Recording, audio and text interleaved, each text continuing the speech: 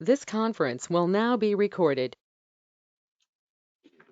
Thank you. So we'll start the Audit Finance Committee meeting for May 11th. I'll skip Chairman's comments and we'll go right to the approval of the Audit Finance Committee minutes from the 13th. Anybody have any questions or comments, changes? If not, yep. Thank you. Thank you, John. All those in favor? Aye. Okay. Payment of bills. The attachment of the bills was in the packet. Any questions, please ask. I only had one, and it just probably takes a little, the difference between Otsego now and IAC for the same donation. Community Foundation, both say $1,000. Do we know why there's two identical and what those initials indicate? One is being reimbursed by the ARC funding. So that's why we're issuing two checks, one from our agency and one from the Innovation Acceleration Grant. Got it. So we just fronted the money and we'll get reimbursed for it. Got it. Okay, thank you. Any other questions on the bills? Is the insurance, it's just it's all of it, right? Umbrella? Yeah.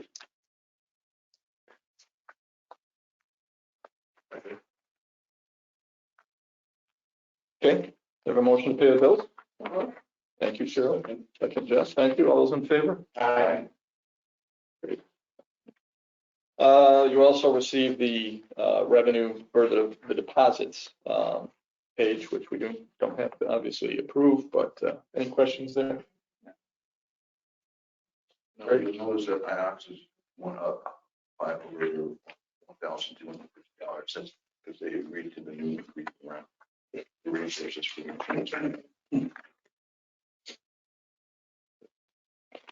That is good. And then we also have the April 30th financial statements, the balance sheet and the income statement, which gives us both the monthly activity and the year-over-year activity. Any questions and or comments you'd like to make, Jody? No, right now financially we're doing pretty well, but it's early. But actually, we've gotten more money in.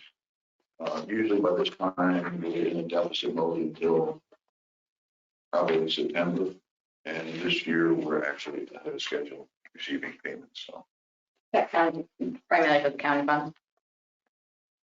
375. Yeah, a lot of that's timing. Yes. Yeah. Good. I have just a real quick question. Any further talks with budgets?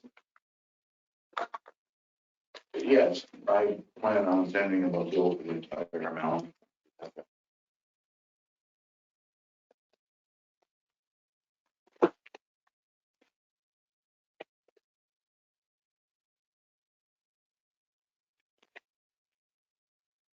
Okay, new and unfinished business. Got a couple of items on there, Jody.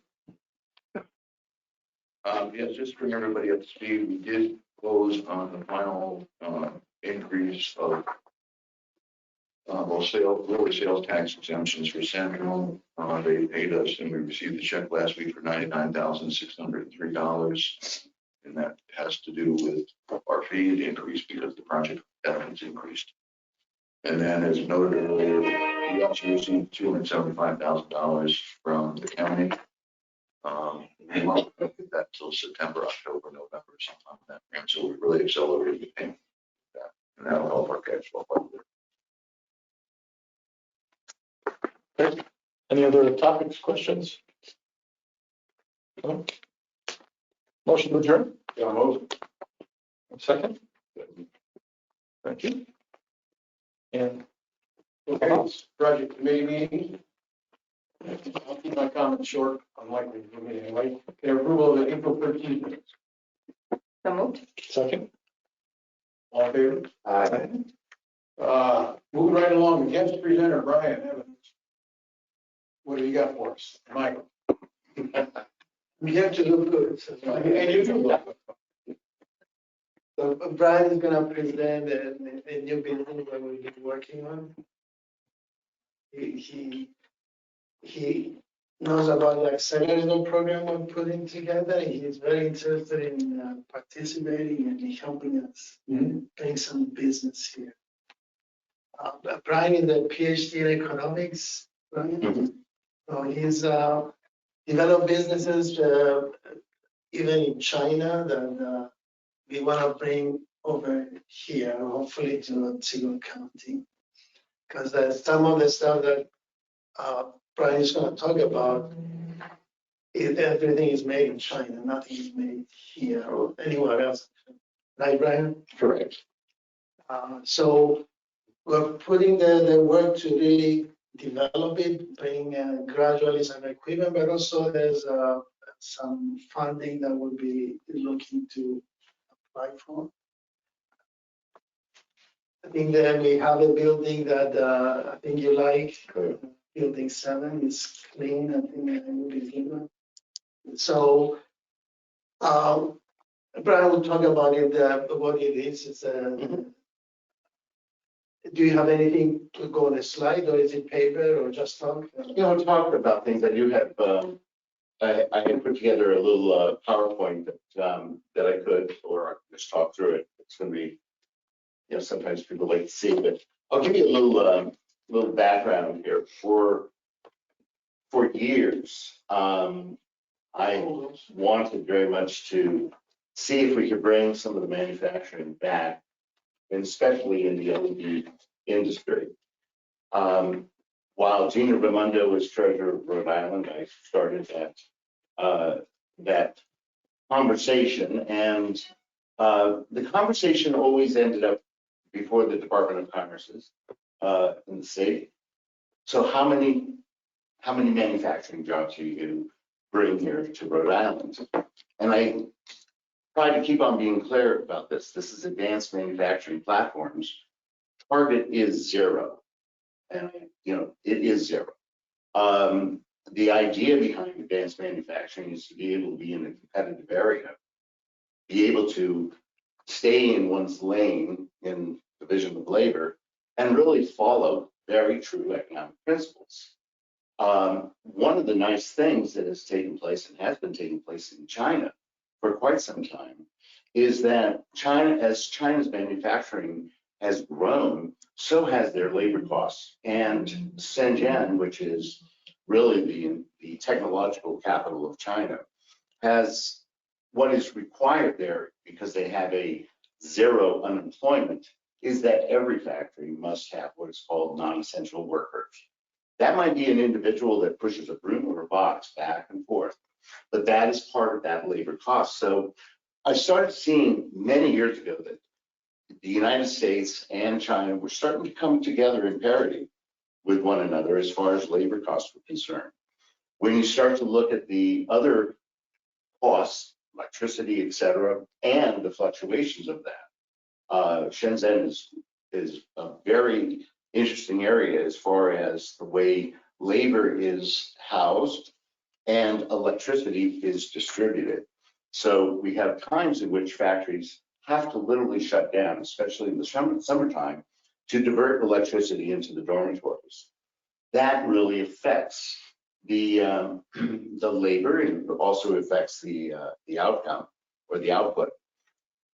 So I started looking at all these things that were taking place and saying we should be able to come back into the United States and put these together. I wrote letters backwards and forwards to Gina from Shenzhen. When she became governor of Rhode Island, same thing, going back and forth, again, not getting a lot of movement. And then, of course, when she became Secretary of Commerce, and she and Kamala Harris came back to Rhode Island, that was really one of the trigger points, if you will, for me. I am sitting in there's an incubator very similar in Providence, and here everybody was, and Kamala Harris and Gina are talking about bringing manufacturing. And one thing I started to notice was we're using verbs. We're not using objects. What are you expecting people to make? we have job shops in Rhode Island left and right, but they are inefficient because they simply don't know what to make. What is the platform? What is the guiding platform of Rhode Island or the United States for that matter? So I rewrote to her about that and tried to get things explained. And I started to notice things appearing in the CHIPS Act that were very similar to what I was arguing about. We need to make definitions here of what. I then was invited, well, actually, an individual that is associated with custom electronics asked me to come up and see the company. And I will tell you, it was a beautiful day for a drive, 5-hour drive. I had zero idea really what it was doing coming up here. And I met Michael and I met Carol, and we talked about it. They took me on a tour of the facility, and I still had zero idea of what it was. Custom Electronics had been doing legacy components, and I started to understand their lanes within the government sector, whether it be DOT or Department of Defense. And again, legacy, these are going to go out of end of life. And it was until I was on the way driving back, I thought to myself, this is a perfect platform to do a lateral transformation from a company that is really packaging electronic components such as microcapacitors, et cetera. We can take that and we can move it into LED packaging, agnostic LED packaging. And what I mean by that, And you, Brian, you might explain a little bit about it in this, because everybody thinks they're. okay. An LED inside this little tiny chip, if you will, sits 3 semiconductors. And those semiconductors are literally packaged into a resin epoxy and tested, binned, and then put out onto the market. And they're all being done in Asia, whether it be in Thailand or whether it be in China. Most of it is in China, even Taiwanese semiconductors. But we're not making any semiconductors in this state or in this country, not as far as LED semiconductors, which is really a very, very simple little device. It's far less complex than the units that are being put into automobiles, the processor chips, etc. And to me, it's a good stepping stone, because packaging is packaging, whether or not it be on a large device, resistor, or whether it be on virtually a microscopic device such as an LED. The similarities are there all the way across. So what that would mean is if we started packaging here and packaging agnostically, which meant we could package chips from Taiwan, we could package chips from China for that matter, or even new chips that would be coming into the United States. And that would make the product an American-made product.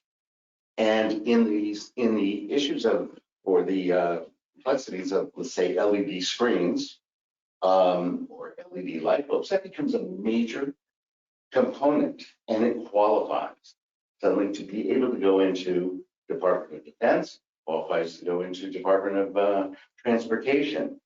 And that avenue is extremely advantageous, because right now there is only one company in this country, that really has access to those types of contracts, and that's Daktronics. And what I always have seen is when there's only one company that really controls that aspect, you lose your innovation. It begins to shallow out. Where are they located? Please? Where are they located? Daktronics is mostly in North Dakota. And again, they do most of their. That's a highly popular. Well, it was derived out of the University of North Dakota as a way of trying to keep students, from venturing away. And so they started making scoreboards, et cetera. And there's nothing wrong, don't get me wrong, this is not a pejorative way of looking at electronics. It's just that they need competition. Their competition right now has been China. And China really hasn't had any other competition in the arena. So I started looking at custom as this is the perfect platform for a lateral change for them in a continuation of a business that they had been doing. But what that's would begin to build around it is the ability to start making things such as light bulbs, such as modules for LED displays. They're all the exact same thing, whether in a light bulb it's a little circular module this big, or in a display, a large one. The technology is 100% identical. And that would start to, and now today we don't have to have the same types of equipment, for instance, with light bulbs. You don't have to have gaseous equipment that is going to be under environmental controls. It's a much different platform. And there is absolutely no reason why those can't be done on a micro manufacturing platform, just like they're being done in China. One of the things that China has done, and they've done extremely well, is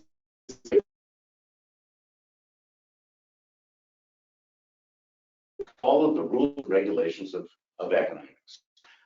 Adam Smith, Milton Friedman, Klein, et cetera, who, there is a constancy in economics that has been followed precisely. And that is really based on the division of labor. Here are people who literally make various components, and many of them make them in their homes. These are what are called micro manufacturing platforms. Unimat was a company that made small lathe equipment. They have taken that platform and they've turned it into a more of an automated process. So you have individuals sitting in their homes with small lathe systems that are completely computerized, spitting out little components that feed a bigger industry around it. So this concentric rings that are built just from the LED itself in Shenzhen is quite large. And I've been watching it for now almost 2 decades as these industries have just grown in a very, very large capacity. So here we have the ability to make circuit boards. We can make LEDs here. We can place, but we also have to realize in order to be competitive that we have to stay in an automated process. And that was one of the reasons I was asking about the demographics. You don't need a lot of people. What you need is concentrated specialties in the related fields of what you're going to ultimately. But how will it trickle benefit overall the I'm county? sorry? How will it trickle around to benefit other companies? Well, you have, for instance, CNC companies, I'm sure, around here that make, take aluminum and carve it out. Those are some of the components that are made. You have individuals who are vacuum forming for plastic, for injection molding in plastic housings, et cetera. You probably have all of the specialties, just they're not concentrated in a specific making of a specific product. I'll give you an example. In Rhode Island, there's a company, wonderful company called VR Industries. VR Industries has a beautiful placement facility. They have wonderful equipment. And so one day I took a board and I said, I'm going to provide you with the circuit board, bill of materials, the profile settings for your reflow, all of the entire 9 yards. How long will it take you to run 1,000 of these boards? Well, they looked at it and think probably about 7 or 8 weeks. I can do that in about 3 days in Shenzhen. The ability to collapse that manufacturing time. Why? Because they've become a job shop. they make this, then they have to reorganize their entire platform to start making this, a different object with a different set of requirements. And so the equipment is down for long periods, what I would consider long periods of time before it can be brought back up. There's a cost that is associated with that becomes a non-competitive cost. If we can take companies like that have been trying to get work, they're looking for jobs here, they're looking for jobs there, and focus them where their entire focus is, I'm going to make only this, and we're just going to run these things 24/7. But then there's the interconnection to bring innovation about. Cabins, for instance, in an LED display might need to be modified in order for new designs on circuit boards and new designs on how to do placement of the LEDs, et cetera. All of this is, they change and they grow as they are working together. Cabinet manufacturers work with circuit board manufacturers who work with placement technologies, et cetera. And it's a very consolidated, everybody stays in their lane. And that's why their profits kind of. Yeah, just if I, in a sec, if you guys look at it as an automated business that supplies a certain product that can be a feeder to both customers and suppliers. So if you look at the accelerator program, they're looking to add manufacturing related companies. This in itself can do that because this can supply some of our own businesses, customer electronics, like the video panels I showed you, that can allow that part of business to get into markets that we couldn't get into otherwise, including the DoD, Department of Transportation, Department of Energy, because they need 100% or 90% plus US made. That puts, with the packaging of the LED here in the United States, that changes everything. So That's it all that really product fits different related businesses. Just for custom, it could really fit quite a bit. In one particular business, the video panels, because we're creating our own flexible panels that come from China now. That can make us very cost competitive and very attractive to grow that business, and that takes labor. These might not take labor, but that would take a lot of money. And things So are those are the benefits that this can create.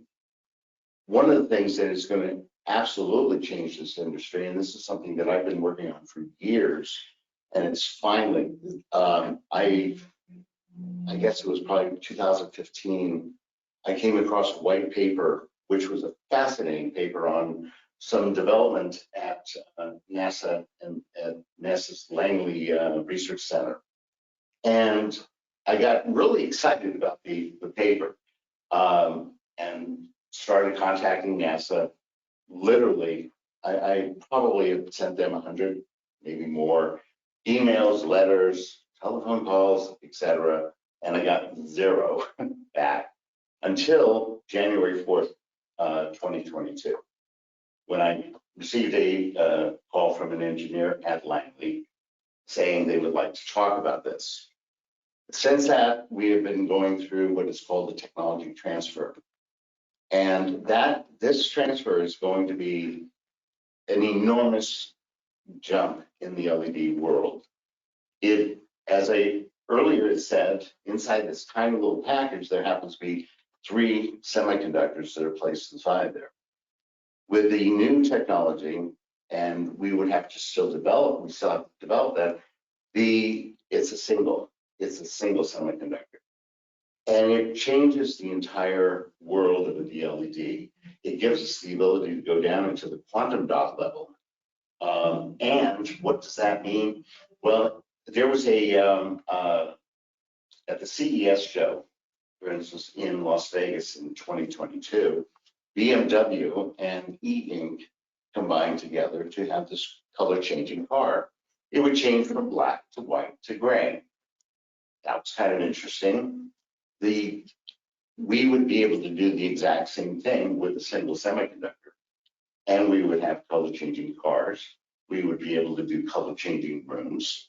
I've been talking with Sherwin-Williams about this and about incorporating into their paint system so that we could actually utilize harmonics to change a room. So here your room here is painted in an LED that, well, today we wanted this color, but tomorrow you want it blue. And it literally just changes. It's a very simple, not simple, but How does it change? You paint silver or? we with a single semiconductor, we're able to utilize harmonics to send the signal to drive, whether it be a blue, red, green. So it's actually mixed process. into the base? Pardon? It's mixed into the paint? Yes. And then there's some kind of receptor The to, receptors are going to be done with harmonical electronic potentials at different wavelengths to trigger the semiconductors. The trick is that it costs you $250,000 to paint your room. Right. Well, starting out. It's starting out, right? If we use this for something You else, know, as it catches on, as it catches on, that will go down. But Oh, got it. there's a lot. That's just one particular thing, but it does change the industry. One of the things that NASA was requiring was, well, you have to do it here in the United States. And that was also a problem for me, not a problem of developing the wafer here in the United States, but who's going to package it? So I started to look at, again, custom electronics. Let's get them into the standard packaging while we do the creation and stabilization of the wafer, and then we can start packaging that here also, because that's a totally different methodology. So the LED is going to be one of the most concentrated elements in this society, and it's going to also have things to do with light. Light, for instance, is going to be completely LED driven. Think about the problems that Li-Fi will encounter, or not Li-Fi, but what Wi-Fi encounters right now. Here I come to, as we go for more and more smart city, autonomous vehicles, et cetera, picture four people coming to a stop sign, and two of them happen to be in an autonomous car. One's inebriated in another car, and one just doesn't know where they're going. How are you going to correct and make sure that nobody crashes? There's going to be a communications effort that needs to be done in all ways, and it's not going to be done under the standard systems. So Li-Fi is going to be the way of communication. It's going to be completely done by LED and spectrum.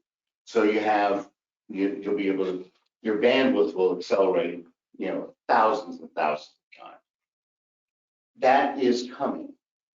And again, that's something that we don't want to see, necessarily made elsewhere.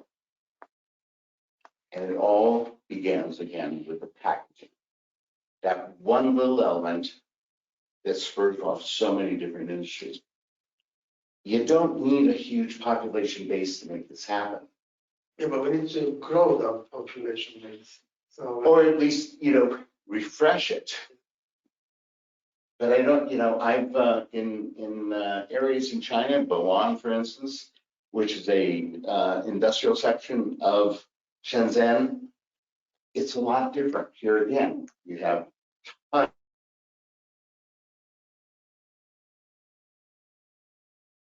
tons of micro. Small home manufacturing. Yes. Is that what you're into? Mhm. So we had that here, Tool and Dyers. Mhm. Tool and Dyers was a big thing back in the 60s. And Yes. very talented at supplying Amphenol. Mhm. They couldn't do the changeovers. So they had these guys outside working from in the garage all over Otsego County. It was big. They're sort of died off because more hands-on and stuff. If it gets too big, stop what you do and change tooling to Right. something small. And I'll recognize that. What were they called? Bendix, yeah, Bendix, Okay. Bendix at the time. I had a lot of friends whose parents work from home to supply Bendix with, Right. because they're big machines, they couldn't change over certain things that they needed as technology changed. They couldn't do it quick enough. Interesting that you would talk about that, but It is a formidable platform. yeah. And a good working platform, especially in high technologies, and in hard technologies. It's just a good method, keeping people, just those 1-2 things. There was a situation that I had. I was doing a project for the Grand Ole Opry, and we were literally in the 11th hour, and probably the 59th minute, we had to make a change, huge change. It was going to be in a cabling system. And I didn't have the ability to get the manufacturer to move quickly enough on that to be able to really mold. So there happens to be what I call my favorite toy store in Shenzhen, which is it's about 2 miles by 2 miles. It's just gigantic parts place. Anything you want, you'll find it there. And so I grabbed various pieces of this and that and soldering irons, etc. And I ended up with a family that were mostly farmers. Well, they were fishermen. And that was a major change for me because these people had never done soldering. They had never utilized ohm meters, etc. And in a period of a few hours, showing them exactly what I wanted them to do, within a few days, I had every single one of the cables perfectly made. And I realized at that point, we put too many barriers to entry in front of people to get them, well, you need to have 3 years of tech school for this. By the time you get through that, that technology is already gone and moved on. If they're human, they can do it. Hey, Brian, do you have any demonstration? Do you bring any samples? I do actually. They're in my car, and I should have thought about that. I didn't know if you were bringing some of the things that you had. So what are you here? to- How can we help, basically, Yeah. right? How do I, yeah. How can we help? Well, no, we're not really asking for help, Cheryl. We're bringing up, because we're very involved with Jody with the accelerator program. I try to keep them informed, and Jeffrey visits me, Jody visits me, so we have a lot of different businesses we're creating. So we're bringing you up to date. We're going to do some proposals with Brian and some other people we're bringing on. Jody always gives me letters of support. That's what we need. Okay. We're not asking for anything. So how can you help us, right? Well, yeah, basically, once packaging starts here, the amount of items, consumer items that can be made from this are just incredibly large, and they're not. Yeah, but what Brian is referring to, it can create a lot of peripheral businesses from the product. So Jeffrey, Jody, some video displays that we're making, that's a product that coming from these pixels. There could be a ton of those type of businesses that can be created by using those type of LEDs. Yeah, whether Now those companies might need help. I mean, I know Right. we're setting it up with Jody, with financing. They might need some of that. It doesn't have to be through custom electronics, but it can be related or independent. But they might need financing. They might need assistance. That's where they help. Yeah. custom electronics is really, in my opinion, after not only learning about their company, but also going through the CHIPS Act really extensively, that is what the CHIPS Act was written for. And that means all the periphery is also part of that. And so I don't think that there's a hindrance here as far as the monetary, the money needed to start that. I think that the CHIPS Act can easily and will easily handle that. It's really then getting people in the community to understand we can bring back manufacturing. Yes, it's going to be a different platform, but it can be done. And it's not going to be a costly thing today. It's not going to be like it was. But I mean, I think I'm hearing too, like in Rhode Island, you're saying is like there's sometimes the PR messaging complication around it because it's not really this instance and what you're doing here directly isn't going to necessarily produce jobs, which could be again just the PR communication element, but it's really being able to communicate the surrounding job creation that can come. Well, you create jobs, so it's not gonna be, like, I'm not gonna have a switch that does this and everything goes. Right. I think what Brian's saying is not gonna create hundreds of jobs, but the hundreds of jobs will come with the peripheral businesses Yeah. that can be depending on this business. Right, Brian? You know, The coffee business will go up extensively, just because people are, needing to stay awake a little longer. Yeah. I don't know if that's a direct line, but we'll go with that. Well, fudge the little drawings, but it's really peripheral. Yeah. And for them, it's really, this gives manufacturers the ability to really put the label "Made in America" on the product. And I will tell you also, I have talked to numerous Chinese factories who would love to have an American packaged product. So it's not just, it opens up markets for them also. It opens up markets around the world. And it opens up competition. Just that one element does change virtually everything around it. And then the innovation that comes from that, and then. well, the innovation is as important because, things are dynamic. As we develop this, you don't know what is being developed somewhere else that we don't know about. So you can't just say, we're done, this is it. Because a smaller company as custom is, we will have an exciting pipeline of new development. You need to keep that, to fill that pipeline. Otherwise, you get stale. Well, and also from what I've gleaned here, and you're not really any different than it is in Rhode Island, you have a quote unquote, and I like the term, tribal knowledge. There's a manufacturing backbone that still exists. For instance, in Rhode Island was very well known for jewelry. It was really considered one of the jewelry capitals of the world, making findings. And sadly, and I was watching this happen in the 80s and the 90s, those industries were going away. And they were going away to China because of one thing, obviously labor costs.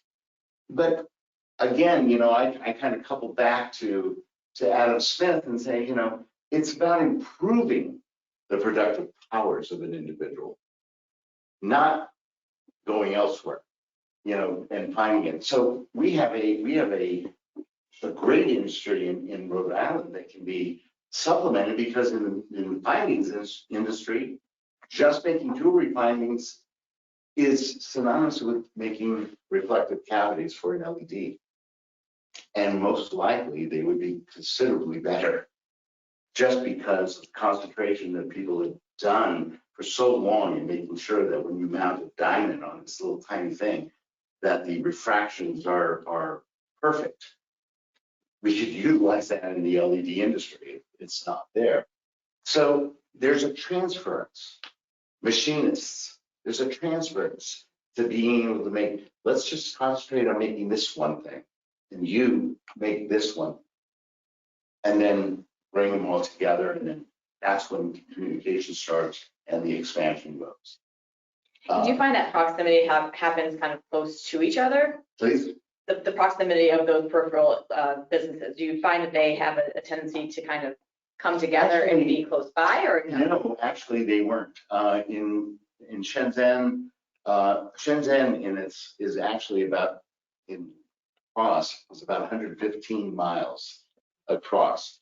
And in Guangdong, or Dongguan and Guangdong, which are considerably out there, we have tons of cabinet makers. And they're 300 miles. So but that communication, between them is very instant today. Just like, we have that same ability if we have phones. So we shouldn't let that be a hindrance.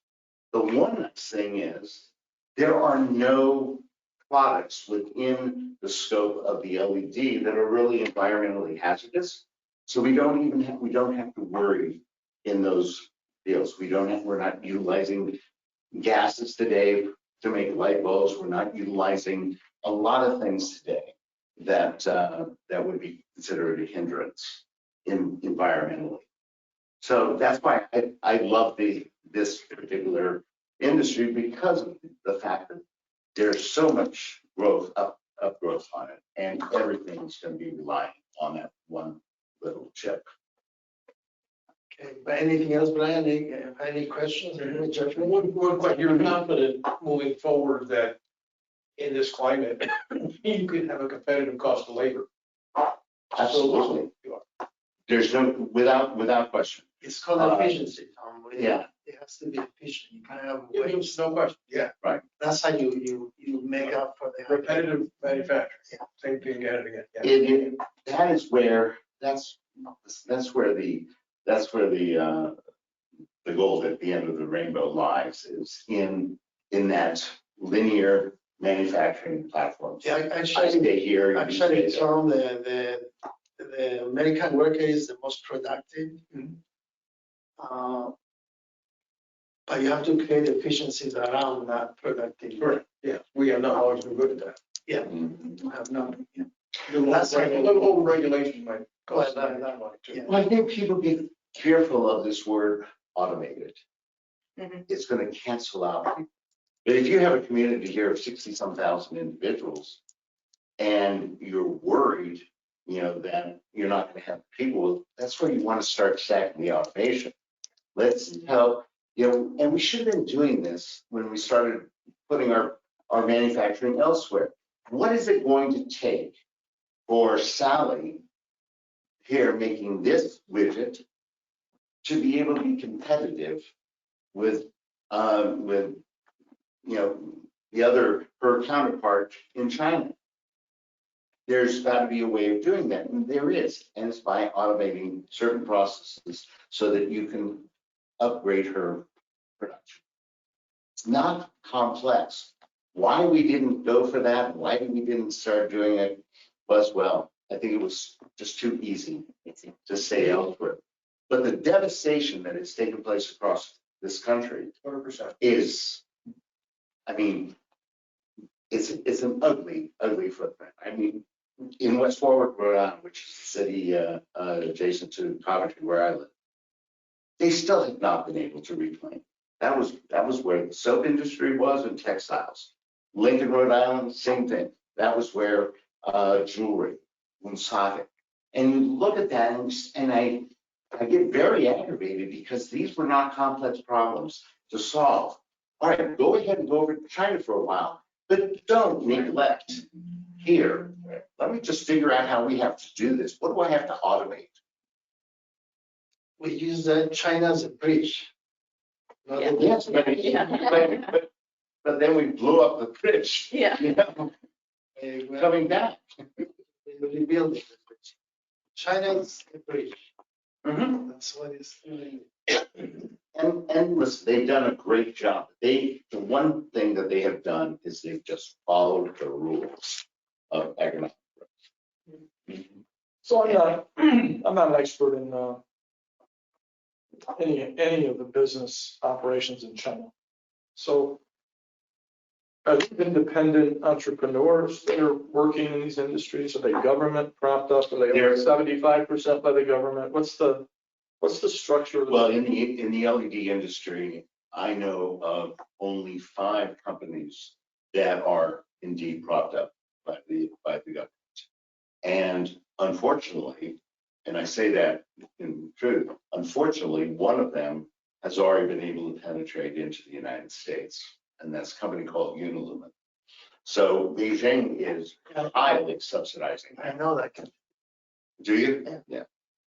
They are highly subsidized, and we can't do that overseas. I can't go to China and have ownership in a business, and we should not have that.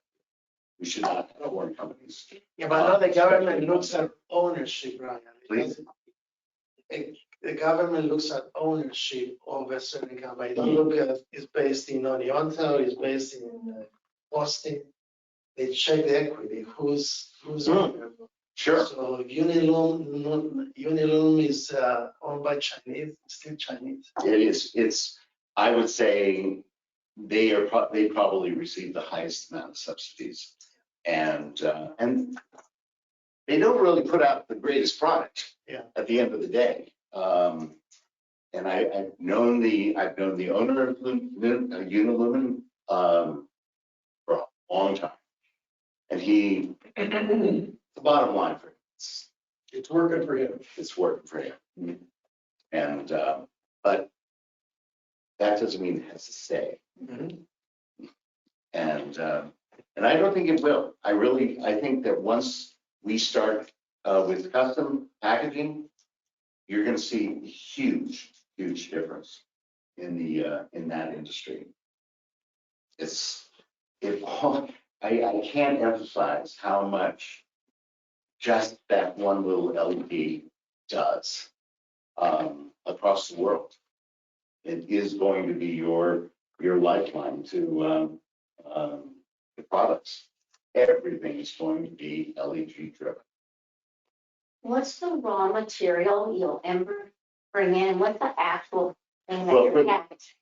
In the packaging end, for instance, DuPont makes a beautiful resin, so that's something that's very local. And that's pretty much it as far as the. Okay, so you're bringing in the parts and then using the resin to put it. Yeah, I mean, people will make anvils here, for instance. They can stand out little anvils all day long, for the substrate of the LED. These are tiny little parts, but they need to be made. The resins and the epoxies will be, again, are able to be purchased here and utilized here. So that's it. As far as the raw material within the LED itself, the semiconductor, that's gallium. And the gallium, believe it or not, one of the largest reserves of gallium in this world is sitting in Texas. So you won't have to be tied to China to source anything.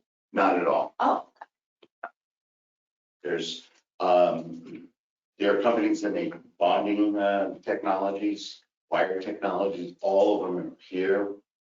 You have some wonderful ones in Germany, and it's not that you don't want to utilize components from other parts of the world. Take for instance a pencil. If I don't think there's anybody that can make a pencil today. Just think about that. I want to make this new thing called a pencil. Well, I need to be able to chop down a tree, which means that I need to have a steel mill, which means that I need to be able to make the steel. Now I need to put this black stuff in it. Well, that's graphite. That's not going to be coming from here, but it will be from down in Brazil. You have the rubber eraser that is also from a different part of the world. There's nothing wrong with utilizing no. things of that nature. It's just keeping that balance, not trying to subsidize something that you can do easily here. And we've been, every single time it seems like we get a product, we then look for the immediacy of oh, can we make more money tomorrow? Or even today on it, instead of the long-term effects. Okay. Jeff, any questions? No, very interesting. Yeah. Cheryl? No, very interesting. All set. Appreciate it. Thank you very much. Okay. Please support this guy here. He's very helpful. He's really good. Do you pay you to say that? It's an interesting challenge opportunity. Well, what types of businesses that are currently running here in Oneonta, for instance, or the surrounding area? Plastic molding business, Mold-O-Matic. Okay. Astrochem, Who? Astrochem, don't they make, the division that make headsets for the military. UOD. And Amphenol, Bendix, whatever, a lot of CNC work. The College of Dell has got a really good mechatronics program. Which I play a good place, but has been solid ever since it started. Think about that CNC business. Right now, he's most likely, and correct me if I'm wrong, he'll take a job, they'll tool, well, they'll set up for that, they'll do the design work, et cetera. The machine is kind of not running at the moment as they change over to a new product or a new thing that they're making. But if they were just making the same thing over. Well, I think Amphenol, for instance, they're the DoD supplier. They've been making pretty much the same thing. I don't think they have a lot of change on an annualized basis. You know, something is modernized or redesigned, but you know, they do a lot of the same thing. Nimbleness, I don't think is really their forte. And I think you're saying that nimbleness going forward is a necessity efficiently. It'll change. In our world, in our small world here, you know, the entrepreneurs that are running their businesses tend to try to have multiple pockets of revenue generation, right? Because they're terrified to focus and concentrate in one market, right? Because of economics, because of social war, whatever it is. You know, it can be great guns one day and it can be nothing tomorrow. So how do you get past that? Again, I think when your centralized product, such as the LED is being made here, there's going to be enough of a feed out of the LED industry to keep them in one lane. I know it's frightening, and I've had this conversation with companies in Rhode Island. The exact same thing. I need to get as many different things, but they're not looking at the overall part of that. And I walked through CNC shops in Rhode Island, and 3 out of the 5 machines are sitting. Well, we're going to be using this next week when we make this. That is not efficient, and they know it's not efficient, but there is that fear category. However, if there was, again, that think of it this way: you become the light bulb manufacturer of really all the items. Now people can start making lamps. People can start making, cords for the lamps. People can start making the little screwing devices for the light bulb. It's really is what you're doing here. Is you're taking that one element that feeds so many different aspects of our lives today, and it's not that part. Well, I mean, in Jeff's analogy, which many of us live in, our market is our market. In a specialty business like this, the world is the market. And so if the world is big enough and you get your share, you can have backlog of a year and a half, whatever, you can have work, you know, because they're not living in Otsego County or they're within 100 miles here. You know, if you do it better than anybody else on a quality product, competitive price, then they can expand and we have the benefit of the payroll dollars as long as all that works out in the big world. And, you know, And the key point is it's exporting. Obviously, yes. So to answer you, Jeff, you have to look at exporting opportunities, not wait for the local guy to buy something. Right. Yes. It's the multitude of the associated products that makes it a big deal. Exactly. And there's a huge, think about airplanes, think about cars. every single one of your cars is outfitted with LEDs today, whether they be in the dashboard, every single thing is an LED right now. Mhm. And right now, they only have a few sources. So the first phase would be to be able to package and then get those government contracts. Getting- And then phase two would be the, And that's why custom is such a beautiful vehicle, because they've already got that roadmap in to especially into the government sector. Yeah. That is so huge. DOT and DOE. Instead of having, let I'm not trying to put the electronics out of business. What I'm trying to do is allow other people to compete in, making signs for street signs. That should never be in the hands of one. And if we're successful, would strengthen the middle class economically, which is a big challenge that we face in our country, something we need to do. We're only four. And it's not just, remember, it's not just the small manufacturers that you build. It's also then you have assemblers. Mhm. People who are going to just take all the things that you make, they're going to put them together, and then you have that market to sell.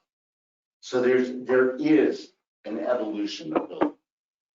what would a fiber optic board maker say to your remarks about the LED? I mean, I don't know enough about Well, they are complementary or, they're different. I mean, fiber optics is more of a stepping stone into the Wi-Fi. what is Wi-Fi? Wi-Fi is light actuated transmission of data. I have actually on my, I can bring something up on my computer and show you a little bit about that. How Wi-Fi, I have this thing that we did. You might enjoy this. This is a magic trick diversion, so we're not paying attention. Yeah, I just, I was gonna bring the cards to play some poker. So you don't listen. So you can, let's see here. Where can I plug into? Oh, I have. No, Brian has developed companies mostly in China. He's been there maybe 20 years. Almost 20 years, yeah. And some of them are And- working. And He introduced us with some people. one of my We want to replicate. One of my close friends in China is Chinese and went to school here in the United States, went to MIT, and then he had to leave. And instead of staying, which he would have liked to have done, he started his little company, placement company. And when I say placement, that's actually putting the devices on a circuit board. He started out with I'm going to say, rather rudimentary equipment and literally one line sort of assembled together in a little garage that he was able to rent. Today, he's got about 35 lines of incredible equipment. That took what, less than 10 years. So you take a look at that and see how many other companies are in that same flavor. And you can understand suddenly how the demand is for LED. I mean, it's huge, and he only specializes in making displays. And how stupid it is that they had to leave. I'm sorry? And how stupid it is that they had to leave. Well, yeah, but we've been doing. Yeah. I know. That's a whole different conversation here, but let's see, where can I? Do you think I can make it to? And switch spots with you. Yeah. And then what I'm trying to, where can I focus this so everybody can see that? Or is there? As long as I can see it. There you go.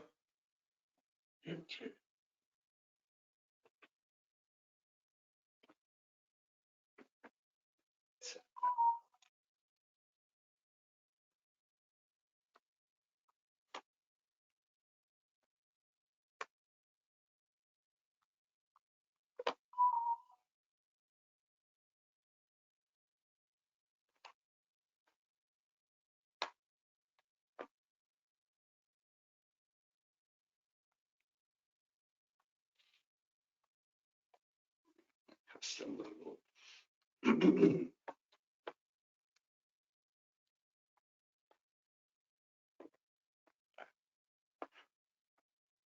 It's good. I have so many projects with problems. Problems are part of life. We can deal with that. Problems, yes, they're fun. Yes. You can do Oh, I know. But it's actually, I think the problems make sense to slow things down. it. See how that's. Yeah.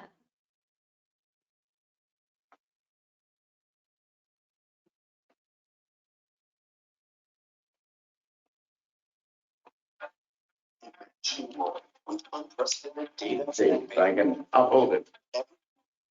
Consumes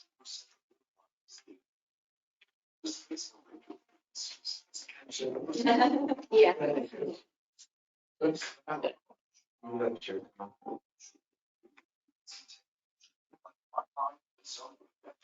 Will no longer keep up with the but imagine you have Wi-Fi. Wi-Fi doesn't use radio frequencies. It uses the light spectrum, which can open up 1,000 times more bandwidth. Wi-Fi will be an integral part of the future of wireless networks, such as 5G. With Wi-Fi, we can efficiently use our existing line infrastructures to provide high-speed, secure wireless communications. Wi-Fi does not interfere with radio frequencies, which means you can use it in hospitals, power plants, central government plants, and independents. The illumination of Wi-Fi is confined to the area with the light touches, which means that unlike Wi-Fi, the signal remains hidden to anyone outside this area. The light is controllable. Simply shut the door or pull the lines to protect your network from prying eyes. Wi-Fi, a world with unprecedented data and bandwidth. Be part of the light revolution. Does that help you understand? This will be completely, that's how data will be transmitted. We need the bandwidths, and you're not going to get them on any kind of a fiber optic, nor will you get it on copper. It just does not exist. And LED is the only device that can produce those wave spectrums that are so precise. You know, you've take the number of IP addresses right now and then, you know, do a factor of about 1,000 above that. It's virtually unlimited. And that will be how all cities will communicate. And I think it's kind of cool, you know, these kind of technological advancements. And they're coming quickly. They are coming very, very quickly. So just about the time we get fully all wired up and our Wi-Fi is working and we're all communicating. Yeah. And you guys gonna change everything again? Our reinvestment is. Well, I think that's where baseline infrastructures will be made, coupling devices for your light bulbs that are going to be LED. The couplings will then have the ability to also absorb the data transmission. So your little light bulb will be a receiver and a transmitter. They put the implant in so I can tune into this stuff. Well, you have, In the, it's not a total implant yet, but you know, we all have that peripheral device. Amazing. So this was how we got involved with the Innovation Acceleration Center, was for looking at the electronics industry, working with Michael to try to bring in this type of technology and grow it. Yeah, really impressive thing. Very interesting. And see, one little device changes everything. and the key words in your LED industry are, in terms of manufacturing, are advanced high tech or? Advanced manufacturing platform. Okay. You can't, for instance, what custom electronics does now, and I have to tell you, when I took a tour of their their place. I was so impressed. Not that it's an advanced facility, but the fact that you have these people who've been there forever. Winding these capacitors all by hand. That person can be transferred into monitoring Well, platforms. they've been transferred. Please? They've been transferred. Part of our approach over the years is to train people to do different jobs so Mhm. that we can move around as needed. So probably most people there can do different types of jobs, from packaging to winding to Mhm. assembly. They can do. They can move people around. But they could also now begin monitoring systems. And, being The system able that to does set, the work. please. It can monitor the system that does the work. Exactly.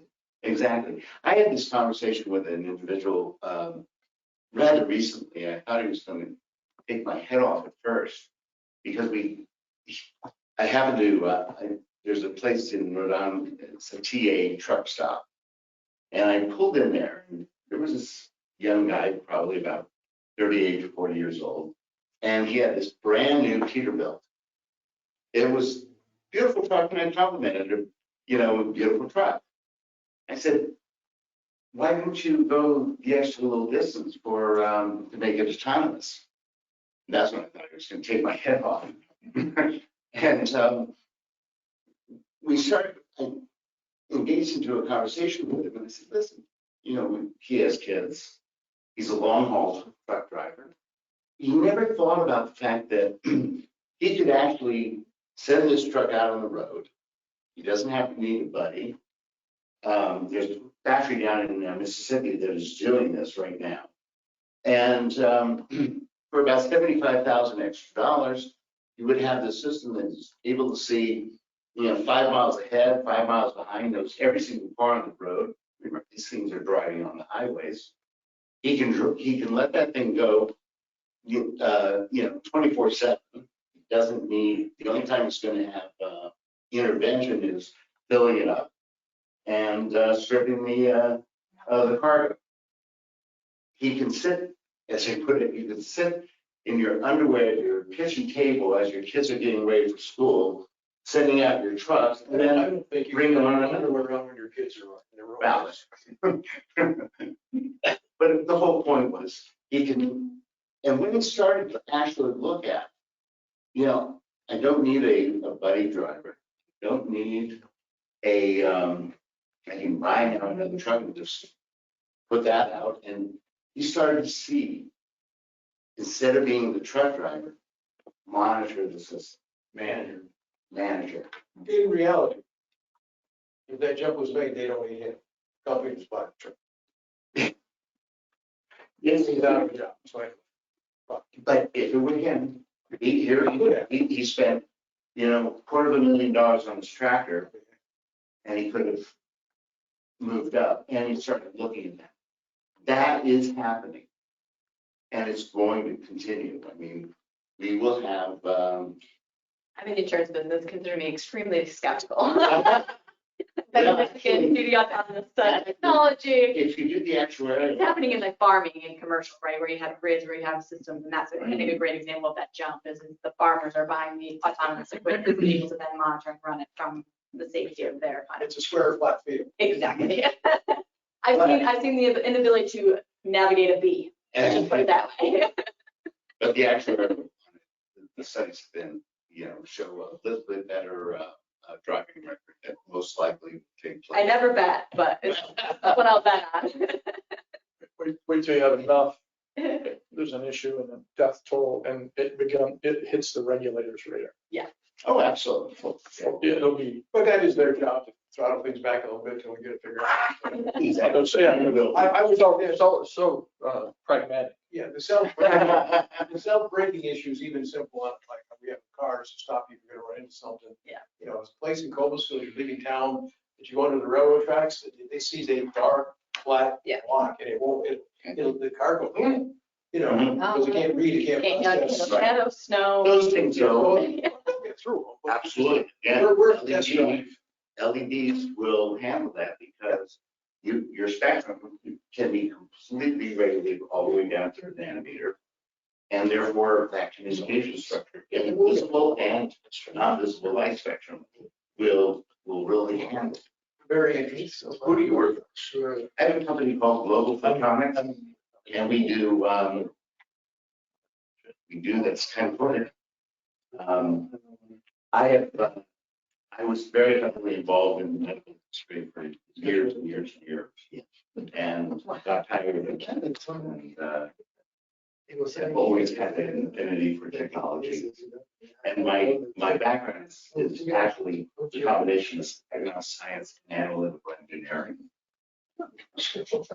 I'm a game. That degree is even more interesting than your degree. Oh. Okay, you might be an engineer. Well, the degree is more, it's called child iron fever. I can see your master's. We were in group discussions about EVs, electric vehicles. Mhm. And my point usually is that if you look at the R&D, the billions or maybe tens and maybe billions of dollars invested in battery technology. Yeah. Tells me basically what you're saying about other things, it's gonna happen. There's just way too much money, too many very bright, capable people, and there is money to be made. Oh, absolutely. Yeah. There is. Well, there's independence too. I mean, there's some other great things that come Right. once the technology catches up with the needs. Battery technology, you're going to start to see, I'm certain sodium-ion will be the new frontier. Yeah. And one nice thing about this planet is we have plenty of sodium. I have to develop a battery that is safe, high energy, Mhm. tiny for the warfighter who's out there. They carry a battery like this. It has to be safe. It'll get there. It will get I there. didn't know, not there. 29 years. Thank you for being here. Thank you. Come back. We need to have lunch and talk about John Brown. Forget the rest of it. Oh, cool. Forget the rest. And that's it. Thank you, Brian. Thank you. Thank you. Thank you very much. Appreciate you. Oh, yes. Okay, John. Thank you very much. Thank you, Peter. Yeah, it was Peter. I'm not Peter. Michael. You know me. Brian, thank you so much. Thank you very much. Thank you. Oh, yeah. You're going to. Thank you, sir. Thank you. Thank you. And we'll show you the actuarial. They'll do Oh, no, I've seen them all. Don't worry. Wait for, no. I've seen the technology being Well, yeah, programmed it's too. interesting. People in the insurance industry, remember, Usually, right? the object is to collect premiums. Yeah. Not to pay claims. Which is why we're more invested in autonomous vehicles than you might think.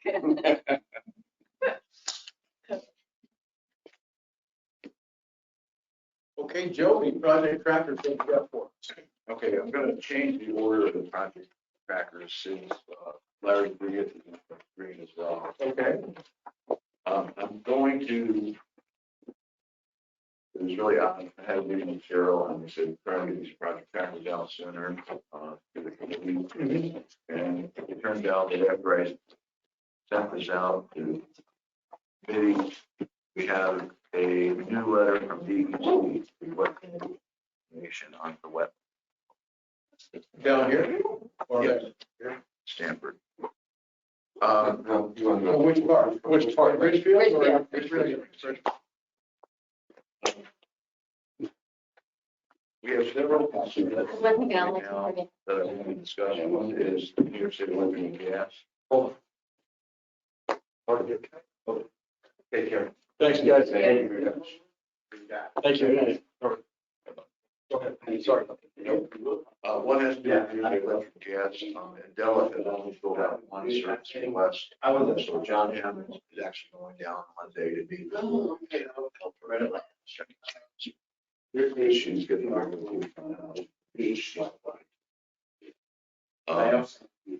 They seem to be positive that they are not public service commission. I have several concerns right now. One concern is that I'm reluctant to want to go to construction at this point in time until we know what's going to happen with the federal deficit. If they don't raise the debt ceiling, They're gonna settle up. Yeah. That's just, I don't want to be in a position to start spending money. they get a chance, good Lord, let alone what you're gonna do. We gotta keep going. It's gonna get so. One way. They're jockeying for position. They don't know what happened. I was gonna say, what's the What the consequences? We don't get reimbursed by ADA. There won't be any staff there. They all work. You know what, they don't use the debt. There is absolutely no chance. The 88 just shuts down for. Sorry, so is it, they did it before? But they're open now. So that's one concern. The other concern is we did receive a letter from DEC yesterday saying that since the wetland delineation was done in 2002, they want a new wetland delineation. We're the railroad. Richfield. Richfield's great. They want a new wetland on Richfield. 3 decades. There's lots of wetland. So Just a quick question, I don't know if you can answer. What is the total acreage? When that would be? It's really very small. it,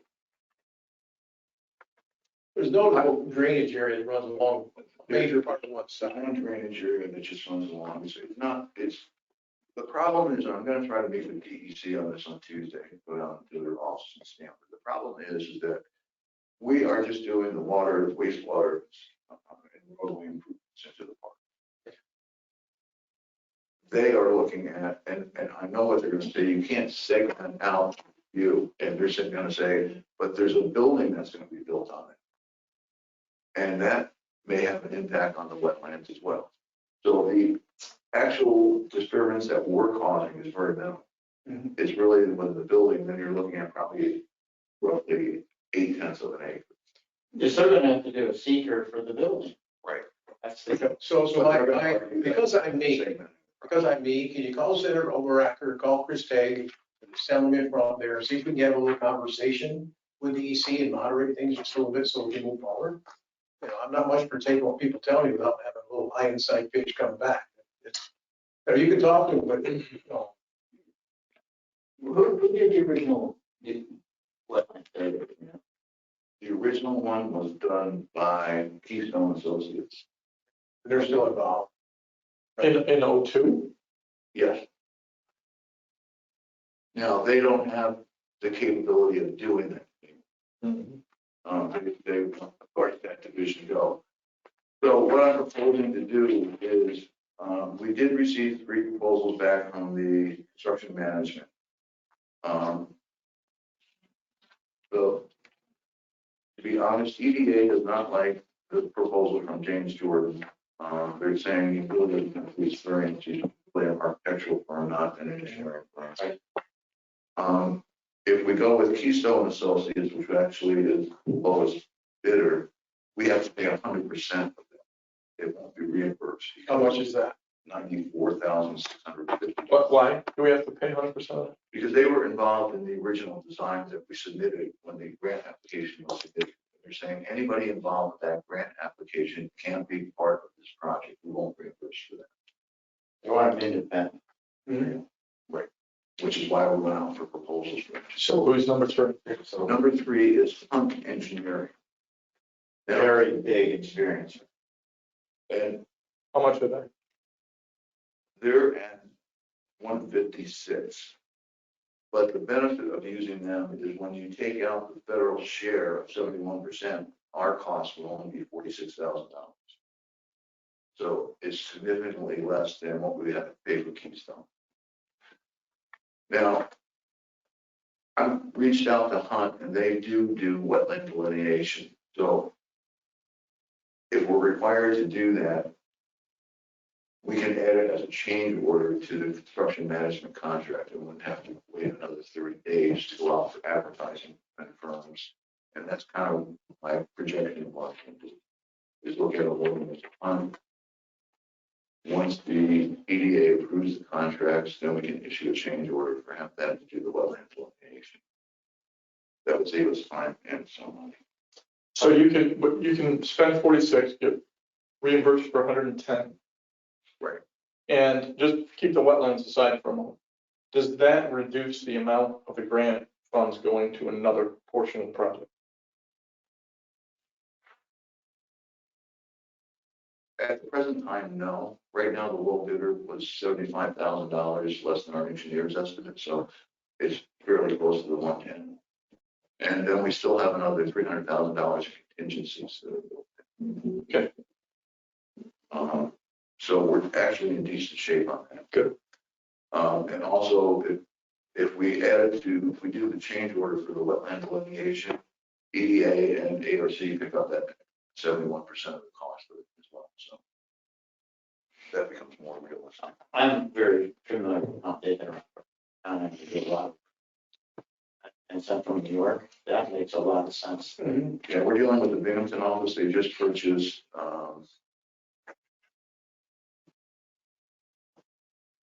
there was one office that start there. Oh, yes. 3 letters. Schumacher. Yeah. They purchased Schumacher engineering. That's all the BSR. No. The name started with 3 letters. CH. CH. I was thinking the other BSR. I mean, it gets us around DEC wetlands, that, and unfortunately, I have a lot of experience dealing with DEC and wetlands, and man, you can never tell where it's gonna go. And so if you have a really great firm that has that capability to fund, you're way ahead of the game. Because DEC has worked with hundreds of times, you know? They're going to require it anyway. Yeah, but at least if they're working with somebody they really know, Yeah. and that's really helpful. So I reached out to them this morning to confirm that they do wetland delineation ready. And then one of the other issues has to do with why Larry's obviously here, has to do with the ownership of the lines. EDA is suggesting strongly that the town take ownership of the water, wastewater, and they want them to become a co-applicant.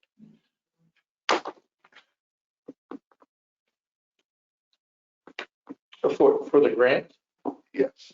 It's fine, though. It's not that big of a deal from our perspective, from a paperwork perspective, right? Is there any concern from a town village perspective? Yes. You got to unmute Larry.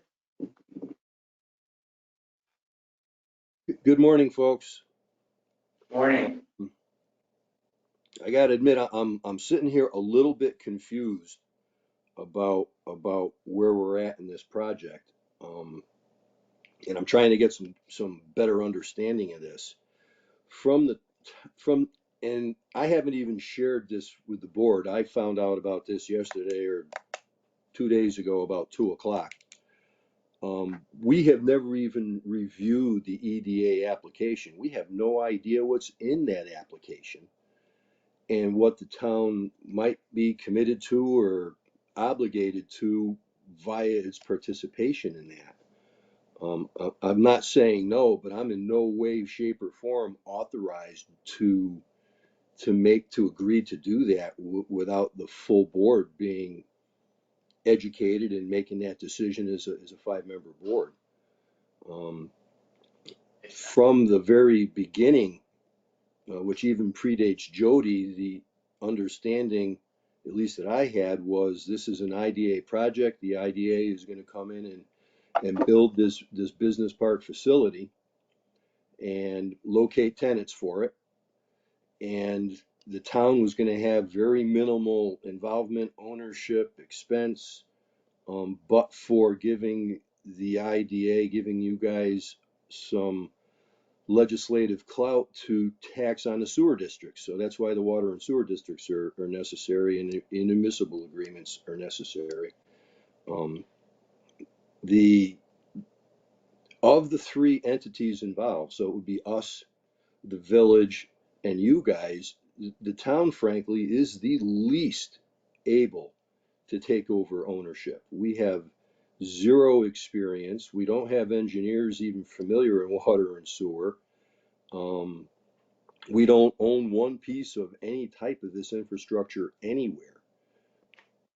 Unfortunately, the village reneged on an agreement that we had in place and decided to force ownership on the town, which the town is okay with the eventual ownership of that, but the belief there is that we had 25 or 30 years to figure it out and basically have it be a warranty period over the construction. We weren't involved in this bidding process. We haven't reviewed the designs. It was just never a part of our mentality that we would be an active owning participant with this. So I'm kind of sitting here with 2 days notice, just scratching my head. I got a letter that was channeled to us from the DEC, and the gentleman that wrote the letter is looking for our planning board chairman, but we haven't made an application for anything. We, a month and 2 months ago, updated the land use permit for this project to make it current and make it within the time limit for there was a new ordinance passed, so we needed a new permit, and that went through fine. We used most of the information or all of the information from the prior seeker that was completed in 2004 or 5. And we completed our seeker. We believed you guys had all of the DEC permits that were required, and you have your land use permit, but this DEC thing has kind of come up out of nowhere. And the EDA wanting us on the application when we have no real ownership interest in this property is just, I'm not saying that we won't do it, but I'm saying it's not something I don't think it's reasonable to expect us to be able to accomplish it in a day or two. Does any of that seem wrong? The direction I'm thinking to any of the members there? I mean, I think it's definitely fair to require maybe a meeting with Jody at your board meeting to understand this, but it's my understanding essentially nothing's really changing for you, right? The fact that you need to be a co-applicant on the EDA does not change the position of the IDA in terms of how we manage the project, our role and our ownership of the completion of the construction. It's really, quite honestly, in my opinion, administrative. It's simply paperwork. It's because there is now an agreement that you will take over ownership upon completion that I'm guessing the EDA to cover themselves just want you as a co-applicant along the way. Feel free, Jody, to speak up, but I think this, from my perspective, it's just kind of a red tape item that they just done. It doesn't change anything in terms of the relationship, the partnership, the expectations, or the commitment level from either party. Now, your concern about owning the ownership is concerning to me because that was something that was fundamentally part of this arrangement, is that we do not want to be the owners of this when it's all said and done. And what particular?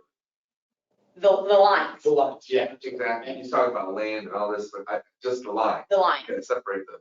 Yeah, this project, where the EDA wants them to be co-applicant, is simply for the extension of water and sewer. Correct. And gas. He was saying something different than that. And they were working on an arrangement because the taxing jurisdiction I understand. should, I understand. I just So that's saying what a they- couple things differently than what.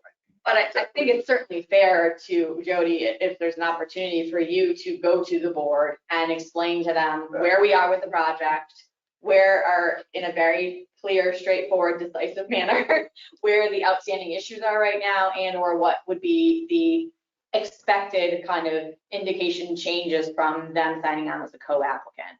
This is an expansion of the village water, wastewater system, correct? That's correct.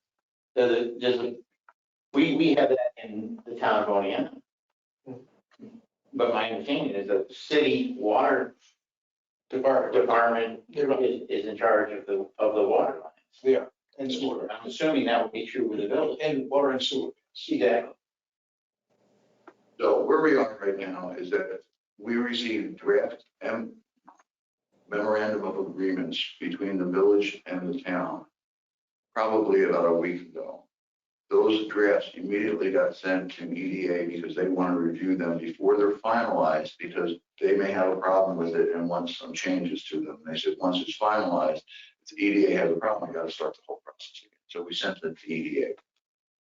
In the 2 draft agreements for water and wastewater, our attorneys, both Kurt and Joe Scott, have been arguing with the village attorney and the town attorney that the IDA does not want to own those lines on completion of construction.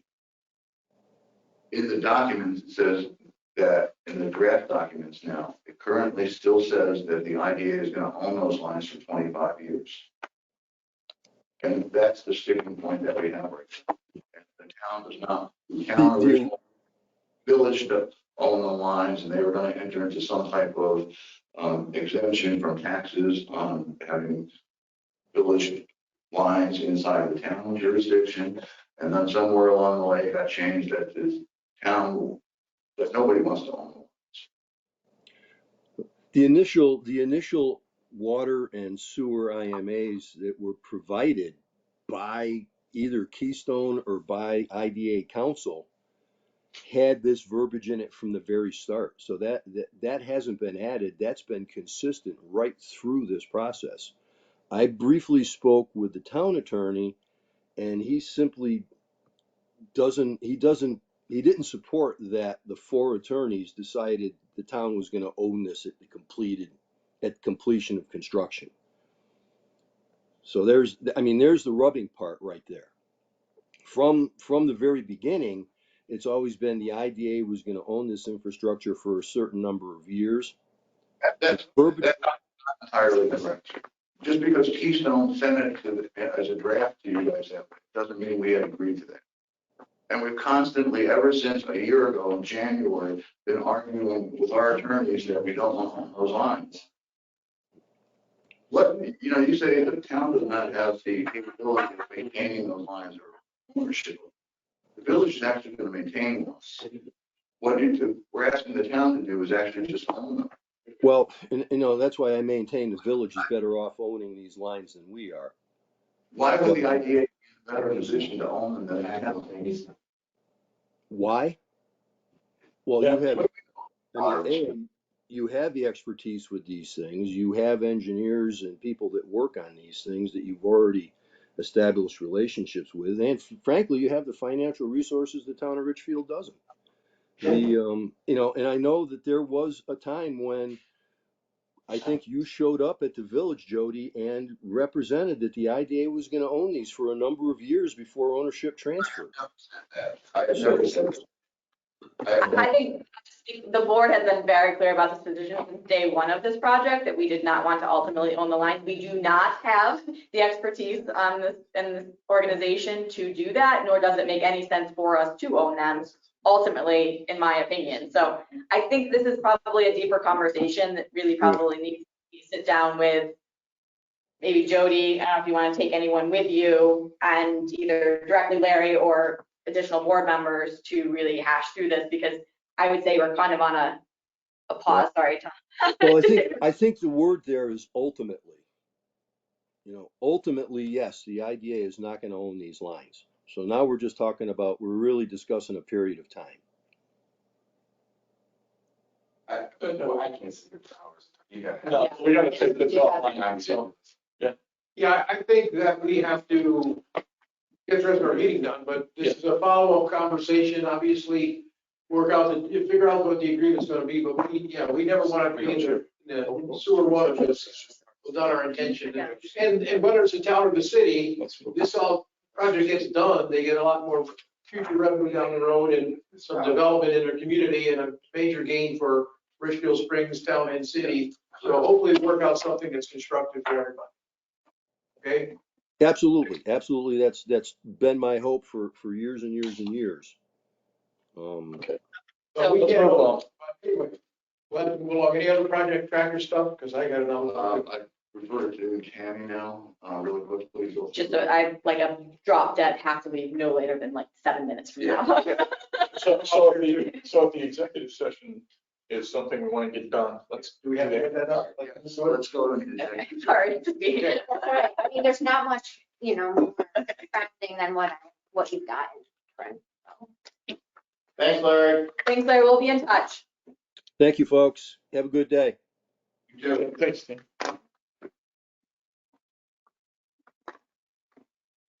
Back recording, right? This conference will now be recorded. What?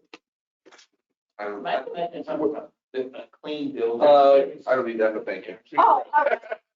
Wait, we had a motion to adjourn the projects committee, right? Okay, Yeah. A second. Dave,